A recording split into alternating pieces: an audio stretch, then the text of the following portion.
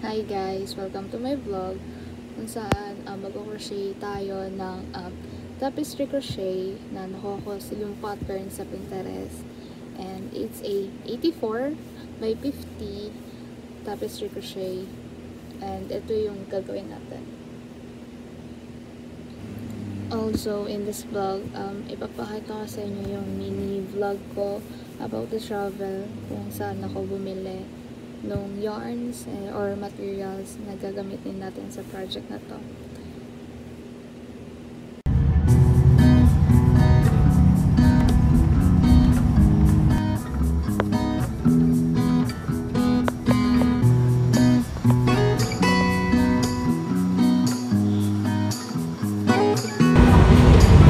Ang susunod na istasyon ay Orpapa Station. Next station, Orpapa Station.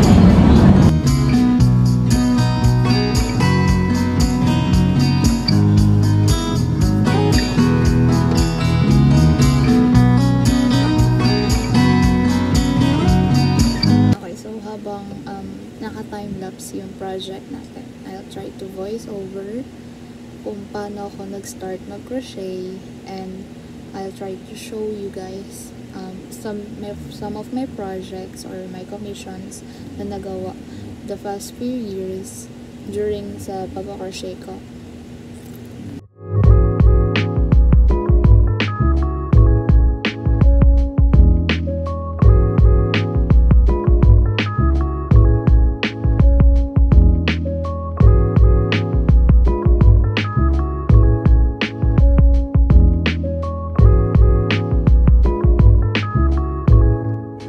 Nag-start ako mag-crochet on July 2021 dahil sa isang video na napanood ko sa TikTok, and nagkaroon ako ng curiosity paano siya gawin. So, bumili ako ng hooks sa Malolos Bayan, and yung first hooks ko is a double-ended na local lang yung brand.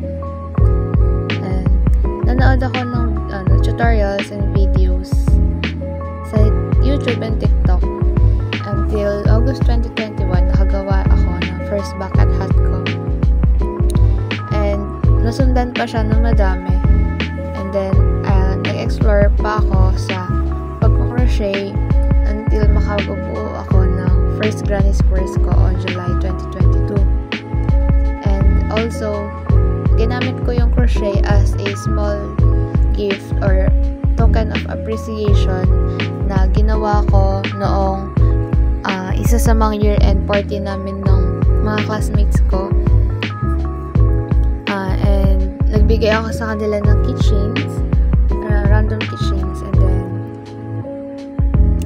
on April 8, 2023 natuto ako mag-tapestry, which is hirap na hirap ako kasi nakakalito mag-change ng color. And on July 2023 nakagawa ako ng my first popcorn bag, which is ginamit ko ang soft indufil yarn, and ginamit ko siya for events. And on August 2023 nakabuo ako ng first bouquet ko na nasundan pa, which helps me to improve my wrapping skills. And through crochet, tumanggap ako ng commissions like the Whirlus Plushie, small daisy keychains, and random keychains na ginagamit ng iba for giveaways.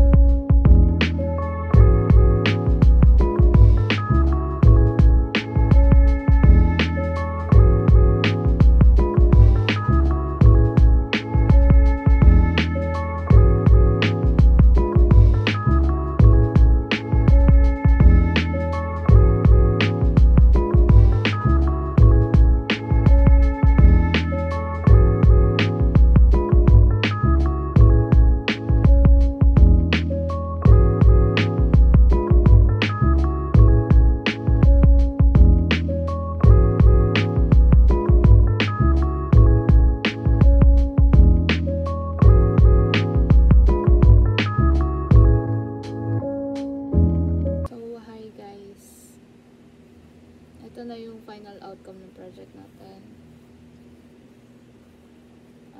The 84 by 50 tapestry crochet. Ito yung front or the good side, and this is the back or the bad side. So sa back makikita natin yung, or sa bad side makikita natin yung mga ends ng yarn na ginupit natin, like this, their start, yung start ng yarn, and then yung end ng color. Pwede to malinis, like maging ganito kapag itatago tong mga ends.